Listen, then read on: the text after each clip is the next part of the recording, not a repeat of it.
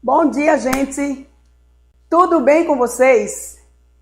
Olha nós aqui para esse projeto massa, sejam muito bem-vindos, né? Estamos aqui nesse projeto Pernambuco no Enem, uma parceria maravilhosa da Secretaria do Estado, né? Secretaria de Pernambuco de Educação, com o Colégio Cognitivo. Eu sou Alcione Leôncio, professora de matemática do Colégio Cognitivo, também sou professora da rede, certo? Aceitei esse desafio, esse convite maravilhoso, lógico, não poderia deixar de estar aqui para poder contribuir com vocês, dar uma força. Eu sei que o tempo está um pouco conturbado para a gente, estamos vivendo um momento atípico, os nossos alunos estão aí angustiados, né, com essa Enem, com essa prova que vem aí, por falta das aulas presenciais que a gente não está tendo, não é isso? E foi com esse objetivo que o Colégio Cognitivo fez essa parceria maravilhosa com esse projeto com a Secretaria de Educação, certo? Então, estou eu aqui, né, tentando levar para vocês um pouco de conhecimento, que vocês consigam ter um resultado satisfatório nesse teste, esse exame seletivo que é o Enem, que é de suma importância na vida de todos vocês, alunos, né? Então, esse é o meu objetivo, certo? Então, vamos lá? O que é que eu trouxe para vocês hoje? Hoje eu trouxe a nossa aula ligada a uma forma geométrica bastante conhecida, né, na nossa matemática, né, da geometria, que são os triângulos, e que também são muito cobrados em questões do Enem, certo? Portanto, o que é um triângulo? Coisa básica, né, gente? Se estamos no terceiro ano, principalmente, qual aluno hoje não conhece um triângulo, né? Triângulo é a figura geométrica formada por 3 lados e 3 ângulos, também possui 3 vértices, né? Sabemos que é um polígono convexo, não é isso? Além de ser convexo, é o menor polígono existente e ele não possui diagonais. Por quê? É o único polígono convexo que não possui diagonais. Por que ele não possui, professora? Porque os seus vértices já estão interligados entre si, não é isso? Portanto, sabemos que também o triângulo é o único polígono convexo rígido. Por que rígido? O que significa isso, professora Alcione? Rígido simplesmente porque é um dos polígonos, né? É o polígono principal que não muda o seu formato ou o tamanho dos seus ângulos se você não alterar as suas medidas, certo? Diferente exemplo de um retângulo. Você tem um retângulo, você pode mudar o formato desse retângulo para um paralelogramo, alterando os seus ângulos. Com um triângulo isso não acontece. Por isso que ele é chamado de polígono rígido. Tão tal que ele é muito utilizado na engenharia para fazer tetos de casa, construções, pontes. Justamente por isso, por conta da sua rigidez. A sustentabilidade fica fixa através de um formato de triangular. Ok? Daí vamos, dando sequência ao nosso conteúdo. Não poderia falar de triângulos sem antes falar de sua classificação, né? Então, a primeira coisa que vem em mente quando a gente fala em triângulo é a classificação dos triângulos. Portanto, os triângulos eles são classificados de acordo com os seus lados, né? E quanto aos seus ângulos. E a sua classificação ela se dá de acordo com os lados e de acordo com os ângulos, não é isso? De acordo com os lados, já conhecemos básico, né? Um conteúdo básico, certo? Mas de suma importância para podermos ter um conhecimento amplo dentro do conteúdo triângulo, ok? Então, equilátero, todo mundo sabe o que é um triângulo equilátero. O que é um triângulo equilátero? Aquele que possui todos os lados congruentes, ou seja, com as mesmas medidas, né? Estamos aqui com um exemplo de um básico, lindo. Todas as medidas congruentes, não é isso? Então, aí estou mostrando a vocês e relembrando um triângulo equilátero. Dando sequência, temos agora o isósceles. É outra classificação dos triângulos quanto às suas medidas de lados, né? Então, o isósceles sabemos que é o triângulo que possui 2 lados com medidas iguais. 2, pelo menos 2, não é isso? Daí, se ele tem 2 lados com medidas iguais, está aí o nosso triângulo isósceles. Vou apresentar a vocês, relembrando o nosso conteúdo, visto? Ó, né? Mais importância para algumas questões que a gente vai ver posteriormente, certo? E nossa última classificação, de acordo com os lados, temos aí o escaleno. O próprio nome já diz, escalenos, 3 medidas diferentes. Os 3 lados do triângulo têm medidas diferentes, certo? Está aí o exemplo, né? Ó, o tracinho 1, 2 e 3 significa dizer que são medidas diferentes, ok?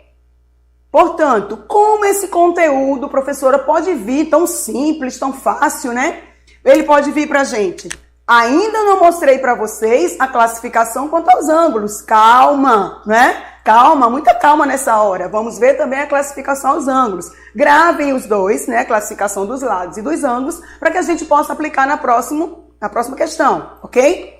Daí vem, quanto aos ângulos, ótimo, se eu estou falando de ângulo, a palavra é relacionada com o nome ângulo. Então temos aí a sua primeira classificação, é o triângulo acutângulo. O que quer dizer um triângulo acutângulo? Aquele triângulo convexo em que todos os seus ângulos medem menos que 90 graus. A sua medida é menor que 90 graus. Dos 3 ângulos, certo? Aí está, ó, temos aí um triângulo acutângulo com medidas de ângulos 40 graus, 60 graus e 80 graus. Todos os 3 ângulos são agudos. Por isso o nome acutângulo, tá? São ângulos agudos, né? Isso formando o nosso triângulo acutângulo. A outra classificação, temos aí que é o triângulo retângulo, o famoso triângulo retângulo, né, gente? Quanto leque de informações e de questões a gente pode fazer com triângulos retângulos, né? Triângulo retângulo, aquele que possui um ângulo com medida de 90 graus. O famoso chamado ângulo reto, é o ângulo reto, não é isso? Então, estamos aí com um ângulo de 90 graus, que é o ângulo reto, chamado de triângulo retângulo. E a última classificação quanto aos ângulos, vamos para o último, que é o obtusângulo. Obtusângulo, o próprio nome já diz, tem que ter um ângulo obtuso. E o que é um ângulo obtuso, professora? O ângulo que mede mais que 90 graus. Se você tem um triângulo com um dos seus ângulos está maior que 90 graus, então esse triângulo ele é chamado de obtusângulo, certo? Como exemplo, temos aí 140 graus, ó, maior que 90, portanto já posso denominar esse triângulo como obtusângulo, certo? Então 140, 30 e 10. Observaram também que em todos os ângulos que eu coloquei, a soma dos seus ângulos internos resultaram em 180 graus, né, gente? Isso é regra, tá? Todos os ângulos de um triângulo, os ângulos internos, a soma deles tem que dar exatamente 180 graus, ok? Certo? Aí agora sim, como pode vir, professor, uma questão dessa no Enem com conteúdo tão simples, né? Ora, é simples justamente para que você possa observar todas as informações contidas e buscar o seu conhecimento prévio, lá de um 6º, 7º, 8º ano, 9º ano, certo? E que você possa aplicar nas questões com um grau de dificuldade maior, ou seja, não é nem grau de dificuldade, um aprofundamento maior, não é isso? E aí estamos com ela, ó. Veja, uma questão recente, né, do ano 2018, certo? Onde nos traz a seguinte questão. O remo de assento deslizante é um esporte que faz uso de um barco e 2 remos do mesmo tamanho. A figura mostra uma das posições de uma técnica chamada afastamento. Estamos aí, ó, com a figura, apresentou a figura para vocês, né? Certo? Continuando. Nessa posição, os 2 remos se encontram no ponto A, né? Os 2 remos se encontram no ponto A, que é o vértice, né? O ângulo do vértice do triângulo. E as outras extremidades estão indicadas pelos pontos B e C. Esses 3 pontos formam um triângulo ABC, cujo ângulo BAC tem medida de 170 graus. O tipo de triângulo com vértices nos pontos A, B e C, no momento em que o remador está nessa posição, é... Aí temos as alternativas. Letra A, retângulo escaleno. Letra B, é um triângulo acutângulo escaleno. É um triângulo acutângulo isósceles, na letra C. Na letra D, ele é um triângulo obtusângulo escaleno ou ele é um triângulo obtusângulo isósceles. Bem, presta atenção. Questões como essa vai buscar, como eu disse a vocês, nossas informações básicas, né, dentro do conteúdo de triângulos. Para isso, você precisa destacar quais as informações importantes que ele leva a chegar nessa resposta, certo? E quais são as informações importantes que a figura nos traz? Primeiro lugar, ele diz que os dois remos são do mesmo tamanho. Grave isso aí, tá? Os dois remos têm o mesmo tamanho. Importante na questão. Depois nos diz ainda, né, que forma um triângulo A. Os 3 pontos formam um triângulo A, B e C. E ainda mais que o ângulo BAC, ele mede 170 graus. Observe. Então, estamos aí com um triângulo ABC, né? Onde os dois remos que formam os lados do triângulo têm o mesmo tamanho. O que significa dizer isso? Se eles têm o mesmo tamanho, já estamos falando de um triângulo isósceles, não é isso? Mesmo tamanho, 2 lados iguais, ó, 2 lados congruentes. Estamos falando de um triângulo isósceles, tá? E ainda por cima, ele diz que o ângulo BAC mede 170 graus. Observe. Quando eu falo que o triângulo é isósceles, já vem na minha cabeça, olhando para as alternativas, que eu já posso desconsiderar a alternativa A, a alternativa B e a alternativa D. Já tirei tudo que não fala em isósceles, não é isso? Agora só fiquei com 2 alternativas para que eu possa ver qual das duas bate com a minha questão e é resultado satisfatório para a questão. Aí você vai e tem a outra informação. O ângulo. Quanto que é o ângulo? 170 graus. Quando o ângulo é de 170 graus, pessoal, maior que 90, ele é chamado de quê? Obtuso, não é isso? Se é um ângulo obtuso, então a classificação desse triângulo é chamado de obtusângulo. Por ser obtusângulo e os seus lados são congruentes, 2, né? 2 lados congruentes, que é o AB e o AC, daí concluímos que a resposta dessa questão está na letra E, obtusângulo isósceles. Esse remo foi formado aí o triângulo obtusângulo por ter um ângulo de 170 graus, maior que 90, e isósceles porque os remos têm o mesmo tamanho, então formando um triângulo isósceles. Beleza? Observa a questão simples, não é? Mas que é necessário você buscar um conhecimento lá de base, tá? Para você lembrar. A gente se preocupa às vezes com os conteúdos que estão agora tal, e você cai em uma dessa, uma questão fácil, básica, e você se perde pontuação necessária por conta disso. Né, gente? Muita atenção em questões assim, tá? A base é muito importante. Continuando. Saindo daí, nós vamos agora para a condição de existência de um triângulo. Voltando a câmera para mim. Quando estamos em uma sala de aula, condição de existência. Como assim, professora, condição de existência? Quando estamos numa sala de aula, lá no 8º ano, que esse conteúdo vem de lá, né, gente? Tá? Presta atenção. Aí eu pergunto aos alunos assim, você acha que quaisquer 3 medidas ou quaisquer 3 tamanhos de segmentos é possível formar um triângulo? A resposta é única. Claro, professora. Claro que a gente forma um triângulo. Quaisquer 3 medidas, eu vou lá, monto e formo um triângulo. Basta unir os seus vértices. Não é verdade, tá, gente? Para que a gente consiga montar um triângulo, formar um triângulo, nós temos que respeitar algumas restrições. Quais são elas? Primeiro lugar, estamos aí com um triângulo ABC, né? O vértice A, B e C, onde temos o lado Azinho, que está voltado para o vértice A. Destaquei aí o lado Bzinho, que está voltado para o vértice B. E o Czinho, que está voltado para o vértice C, certo? O que é que a restrição nos diz para que um triângulo seja montado? Para que a gente consiga desenhar um triângulo em relação às medidas dos seus lados. Primeiro lugar, cada lado desse, o lado Azinho, está aí, ele tem que ser menor que a soma do Bzinho mais do Czinho, certo? Menor, ok? Gravem isso, por favor. Se não lembram, é hora de relembrar. Temos também que o lado Bzinho, também, ele tem que ser menor que a soma do Azinho com o Czinho. E assim, acontece o mesmo com o lado Czinho. Ele tem que ser menor que a soma do Azinho com o Bzinho, certo? Que conclusão a gente tira com isso?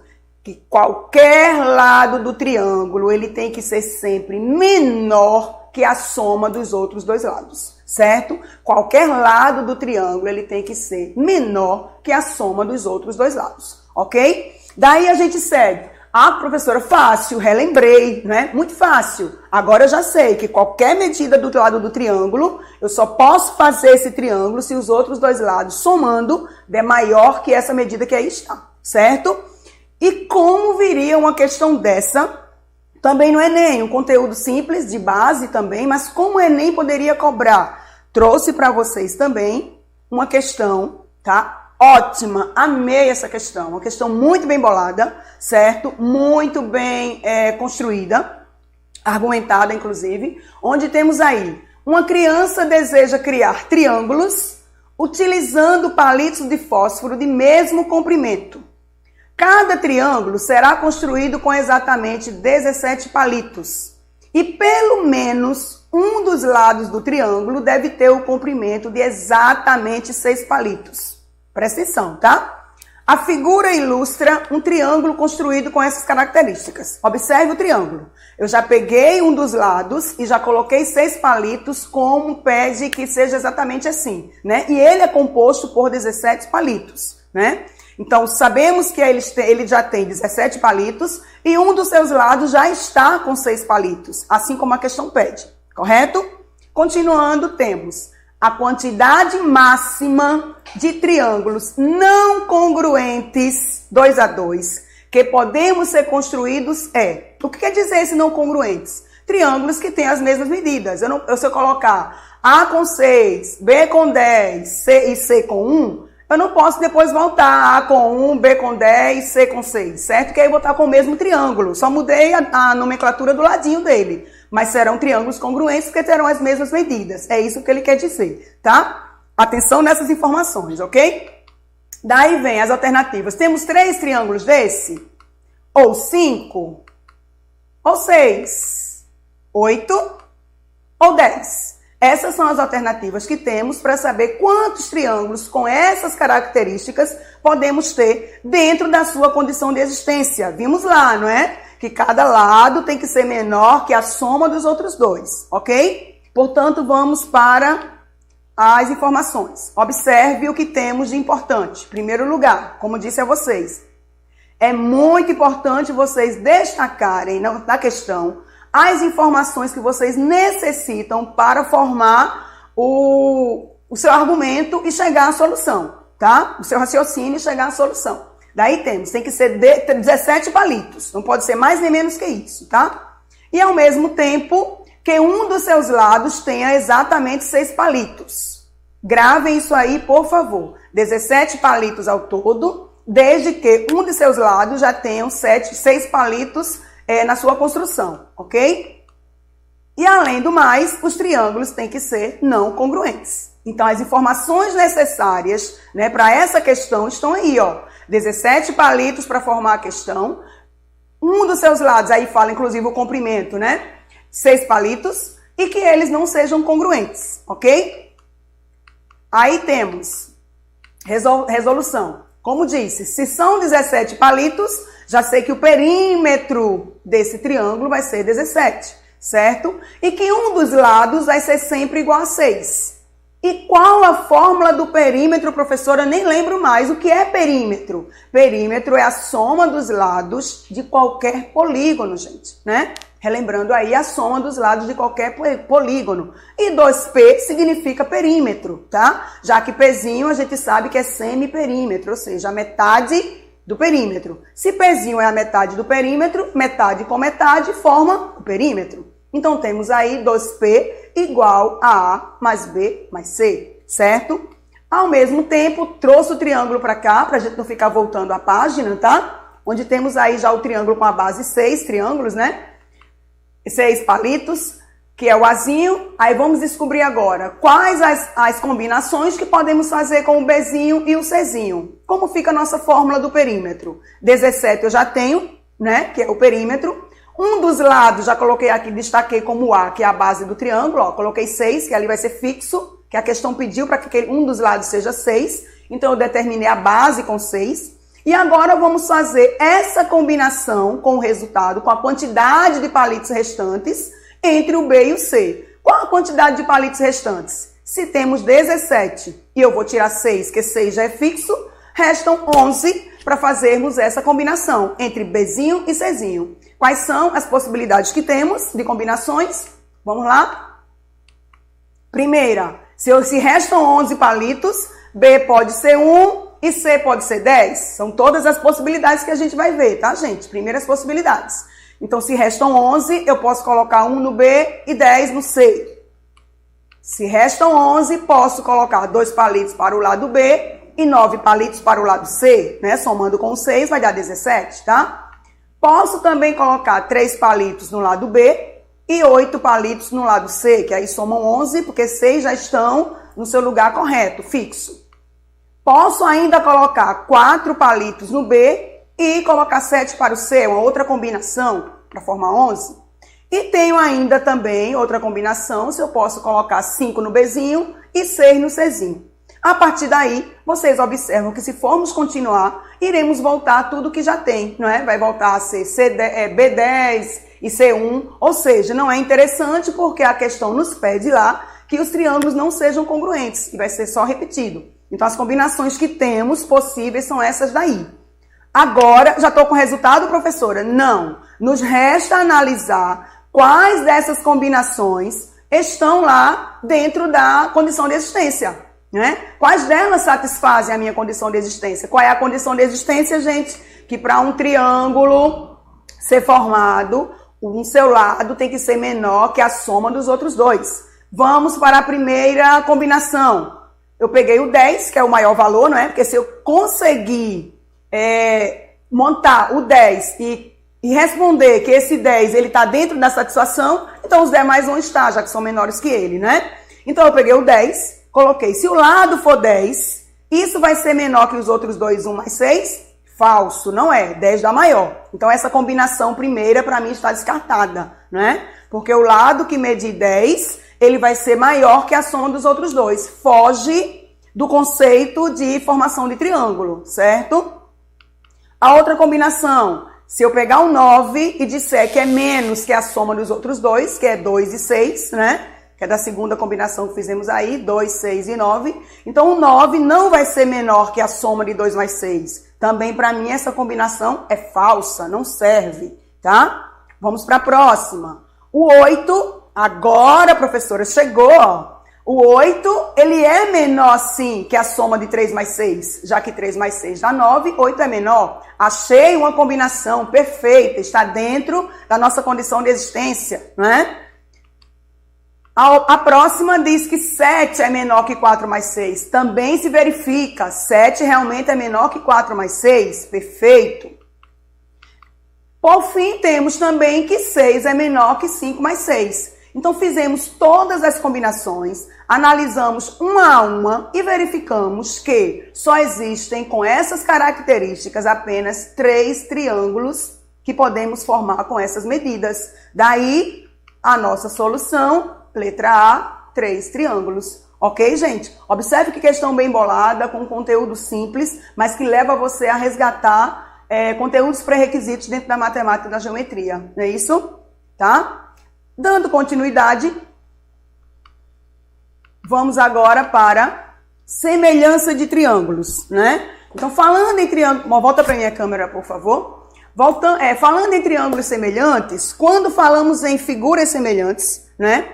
Temos uma construção de conhecimento já do fundamental que nos diz que qualquer polígono, ele só é semelhante com o outro se somente se, né, os seus lados correspondentes forem proporcionais e os seus ângulos internos correspondentes forem congruentes. Como assim? Se os seus lados formarem uma razão de proporção entre si, né, dos dois triângulos ou dos polígonos, e os seus ângulos internos correspondentes forem congruentes, ou seja, tiverem as mesmas medidas, tá? Quando isso acontecer, eu já posso dizer que dois polígonos são semelhantes. O mesmo acontece com os triângulos. Se eu tenho dois triângulos, tá? Se eu tenho dois triângulos e eu vou dizer se eles são semelhantes ou não, primeira regra ao olhar é essa daí. Se eles possuem os lados correspondentes proporcionais e seus ângulos são congruentes. Daí temos também, em especial, para o caso dos triângulos, nós temos 3 casos de semelhança, né? Destacando o primeiro, que é o caso AA. O que significa AA? Ângulo, ângulo. O que quer dizer esse caso de semelhança ângulo, ângulo? Quer dizer o seguinte, que se 2 triângulos já tiverem 2 ângulos congruentes, eu já posso dizer que ambos são semelhantes. Como assim, professora? Tá aí, ó. Se 2 ângulos de um triângulo são congruentes a 2 ângulos de outro, os triângulos já são semelhantes. Estou aí com o triângulo ABC, o maior, e tenho o triângulo A', B', C', tá? Daí eu posso fazer uma relação entre o lado AB com o lado A', B', o lado AC com o lado A', C', ou o lado BC com o lado B', C'. Porém, o caso não pede para a gente fazer essa relação com o lado. Se o nosso caso de semelhança é AA, ângulo, ângulo, eu vou olhar os seus ângulos. Se ambos já tiverem 2 ângulos com as mesmas medidas, ou sejam, congruentes, eu já posso dizer que o triângulo ABC, ele é semelhante ao triângulo A', B', C'. E o símbolo de semelhança é esse tiozinho aí no meio, tá, gente? Esse símbolo formado de um tio, tá? Continuando, para o segundo caso. Nosso segundo caso de semelhança entre triângulos, L, L, L, que significa dizer lado, lado, lado. Ou seja, se 2 triângulos já possuem os seus lados homólogos ou correspondentes, quer dizer no mesmo, proporcionais, eu já posso dizer que esses triângulos são semelhantes. E para fazer a proporção, a gente trabalha com o cálculo da razão, né, gente? A razão, formato de fração, numerador com denominador. E para transformar na proporção, a igualdade entre 2 razões, onde eu vou pegar um exemplo, o lado AB com a linha C', vou pegar igualar com AC sobre a linha C'. Aí eu estou formando uma proporção. Se nessa proporção resultar em uma igualdade, ou as razões forem as mesmas, colocando AB sobre a linha C', AC sobre a linha C', BC sobre B', C'. Se eu conseguir encontrar a mesma razão desses triângulos, eu já posso dizer que ambos são semelhantes pelo caso de semelhança L, L, L, ou seja, lado, lado, lado, ok? E o nosso último caso para os triângulos, que é o caso LAL, ou seja, lado, ângulo, lado, certo? Se temos 2 triângulos em que eles entre si já têm um ângulo formado por esses respectivos lados. O ângulo foi formado por 2 lados no triângulo e foi formado por 2 lados também no outro triângulo. Quando isso acontece, também posso dizer que os triângulos são semelhantes pelo caso de semelhança LAL. Reexplicando, tá? Reexplicando. Se 2 triângulos eles possuírem já um ângulo congruente formado entre 2 lados proporcionais, eles já são semelhantes. Observe o exemplo. Você tem o lado AB e o lado BC no triângulo maior. Estão formando esse ângulo B. Ó. No triângulo menor, você tem a linha B', C', também formando um triângulo congruente com esses 2 lados. Daí você observa, você tem um lado, um ângulo no meio e o outro lado. No triângulo menor, a mesma coisa. Um lado, o mesmo ângulo, ó, que é o ângulo B, e o outro lado. Daí você já pode dizer que esses triângulos são semelhantes pelo caso de semelhança LAL. Lado, ângulo, lado. Ok? Certo?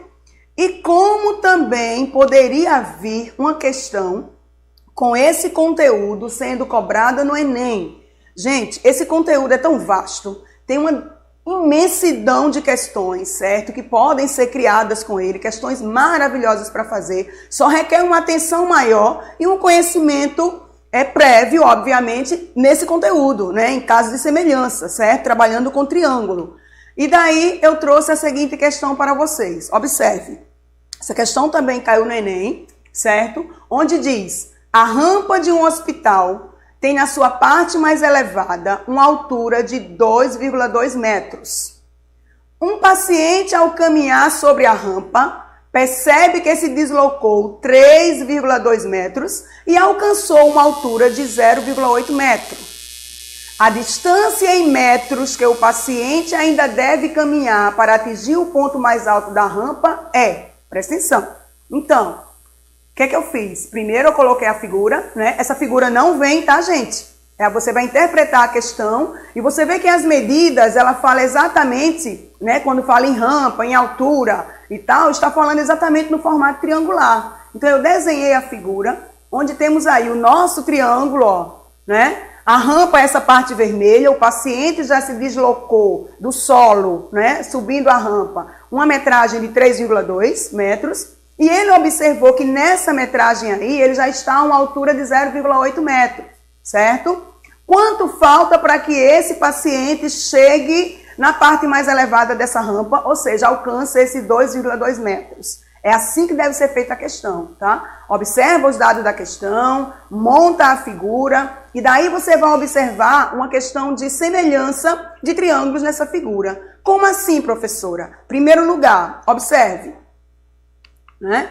E aí vem as alternativas, né? Antes de passar para o nosso cálculo. As alternativas diz que está faltando 1,16 metros para esse paciente chegar num ponto mais alto da rampa, ou 3 metros, ou 5,4 metros, 5,6 metros, ou 7,04 metros. Aí são as alternativas que vamos descobrir ao realizar o cálculo dessa questão, certo? Vamos para ele. Aí temos, coloquei novamente a figura aqui, para a gente não ficar voltando a página, tá? E o que é que eu fiz? Eu separei os meus triângulos, observe que eu tenho um triângulo menor, né? Que eu tenho com uma parte da rampa 3,2 e a altura, que é a altura em que o paciente se encontra, de 0,8. E ao mesmo tempo o triângulo original. Quanto mede o triângulo original? A rampa toda, ela está com 3,2 mais essa medida x, que é a que eu quero encontrar. Tá? Então veja que eu transformei em dois triângulos e a altura é a mesma que a altura máxima que a rampa tem, né? 2,2. Observe que eu tenho aí dois triângulos semelhantes. Quem consegue descobrir que caso de semelhança temos nesse triângulo? Tá? Que caso de semelhança temos aí? Observe que o ângulo agudo que vocês têm ali na pontinha do triângulo, né? Ele é comum aos dois triângulos. E ao mesmo tempo, os dois triângulos, eles têm aí com altura, ó. Se é altura, está perpendicular à base, eles formam com a base um ângulo reto. Se eu tenho já dois ângulos congruentes nos dois triângulos, já posso dizer que eles são semelhantes pelo caso AA. Ângulo, ângulo, correto? Entenderam agora como vem isso aí? E se eles são semelhantes, então eu posso encontrar sim esse valor de x através de uma proporção. Calculando essa proporção com as devidas medidas correspondentes de cada lado desses dois triângulos. O que são medidas correspondentes aí, professora? Observe o que está de vermelho no triângulo pequeno e no triângulo grande. Se refere à rampa, não é isso? Então, para formar uma razão, creio que vocês já saibam disso, tiveram aula com isso, né, trabalhando sobre razão, eu tenho que fazer de acordo com as mesmas grandezas, montar a minha razão com a mesma grandeza, tanto no numerador quanto no denominador. Então, se eu estou com a rampa do triângulo menor, estou com a rampa do triângulo maior, a minha primeira razão, ela vai ser feita com as medidas da rampa, das rampas, na verdade, né? Tanto eu posso começar o numerador com a rampa menor e o denominador com a rampa maior, ou vice-versa, certo? Essa ordem é que é importante na hora de montar a proporção. Se eu fizer a minha primeira razão pegando a rampa maior e no denominador a menor, eu vou ter que fazer a outra razão começando pela altura maior e colocando embaixo no denominador a altura menor, tá, gente? Então é essa observação que vocês têm que ter. Rampa com rampa, altura com altura. A ordem não importa, pode ser de menor para maior ou de maior para menor. Vamos lá para o cálculo? Observe a primeira montagem da proporção. Eu fiz do triângulo maior para o menor. Peguei 3,2 mais x, que é a rampa completa, né? Está para 3,2, que é o pedaço da rampa que já foi caminhada pelo paciente.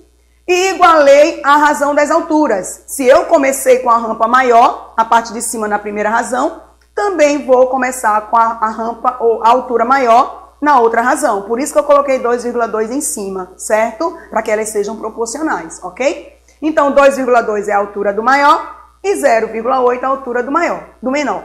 Estamos aí com a proporção, onde se eu tenho uma proporção, já sabemos que é uma igualdade de duas razões, e como se calcula? Através do produto dos meios pelos extremos.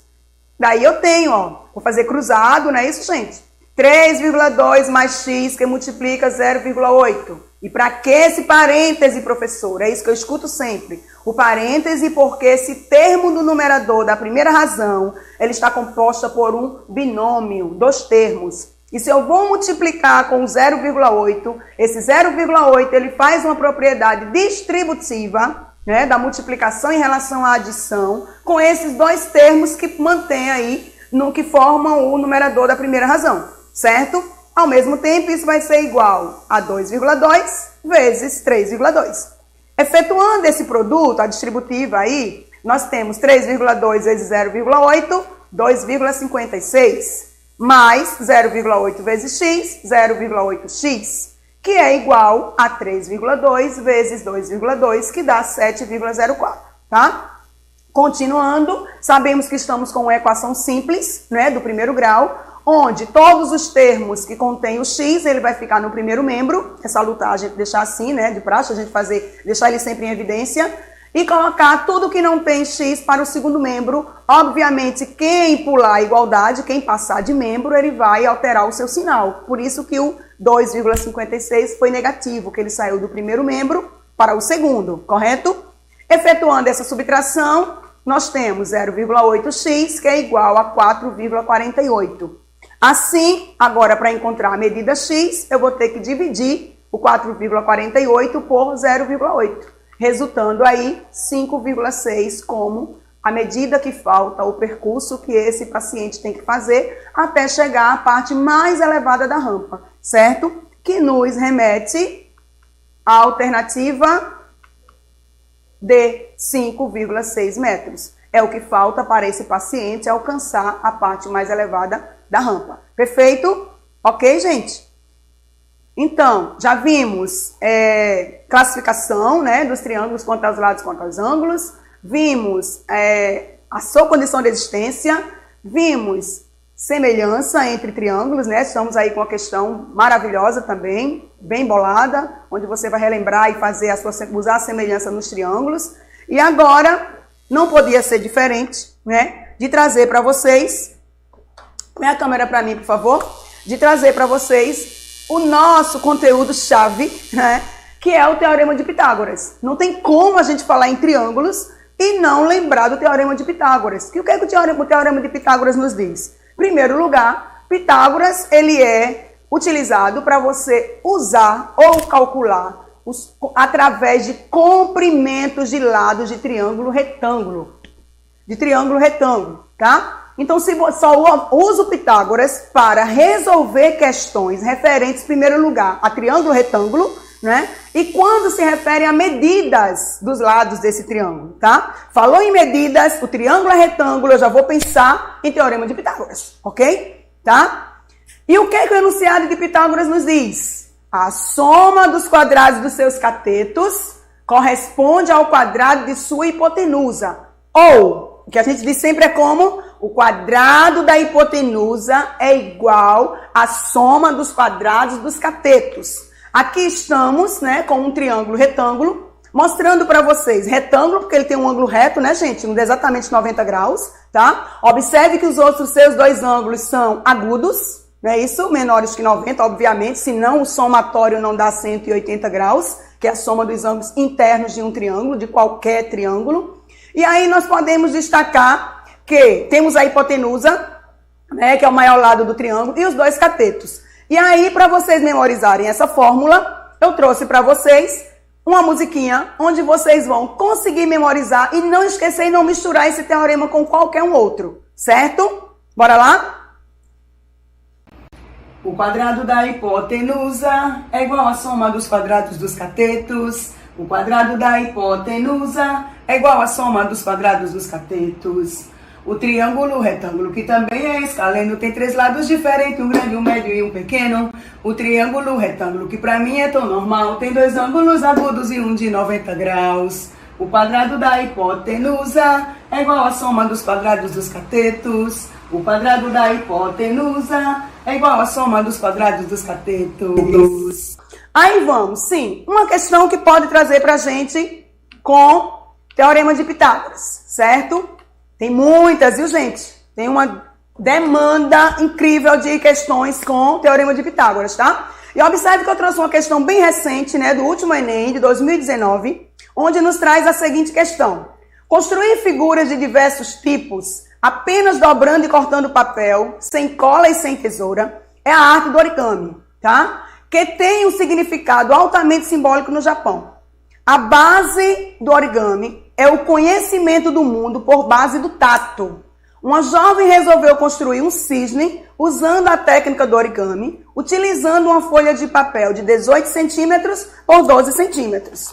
Foi exatamente isso que Assim começou por dobrar a folha conforme a figura. Veja a figura como ela dobrou a folha. Era um retângulo, né? Põe para a câmera para mim, por favor. É um retângulo onde, aqui estou com um retângulo. Vamos supor que o seu comprimento é 18 centímetros e a sua altura 12. A aluna fez exatamente essa dobradura aqui, tá? Aí aqui, ficamos com os pontos D, o ponto E aqui embaixo e o ponto B, né? O ponto A, que já é do próprio vértice do retângulo, não é isso? Então, o que vamos fazer para decifrar essa questão? Observe. O que pede? Após essa primeira dobradura, qual a medida do segmento AE? Tá? A figura está aí, pode voltar para a figura. Qual a medida do segmento AE? Essa dobradura que aí ficou ao lado, certo?